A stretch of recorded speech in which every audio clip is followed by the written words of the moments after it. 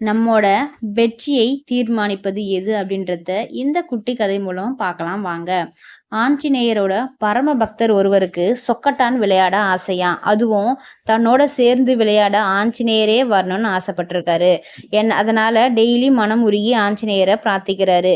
ஆஞ்சநேயரும் அவரோட பக்திக்கு இறங்கி உன்னோட விருப்பத்தை நான் பூர்த்தி செய்கிறேன் அப்படின்னு சொல்றாரு. ஆனால் ஒரு நிபந்தனை, நான் விளையாட்டுல விட்டு கொடுக்க மாட்டேன், நீ தோற்றினா நீ வருத்தப்படக்கூடாது அப்படின்னு சொல்றாரு ஆஞ்சநேயர்.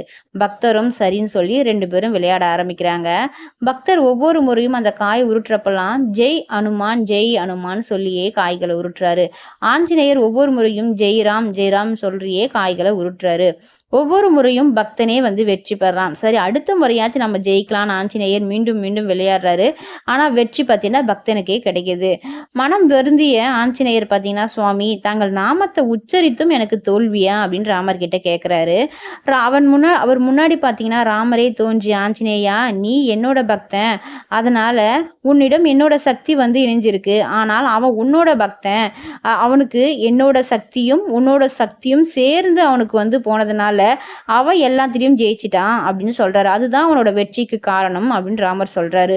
இந்த கதை மூலமா நமக்கு என்ன தெரியுதுன்னா, நம்ம ஒவ்வொரு செயலையும் ஆரம்பிக்கும் பொழுது கடவுளோட நாமத்தை உச்சரித்து ஆரம்பிக்கும் பொழுது கடவுளோட சக்தியும் நம்மளோட செயலும் இணைந்து நமக்கு வெற்றியை தேடித்தரும். இந்த கதை உங்களுக்கு பிடித்திருந்தால் லைக் பண்ணுங்க, ஷேர் பண்ணுங்க, சப்ஸ்கிரைப் பண்ணுங்க. நன்றி.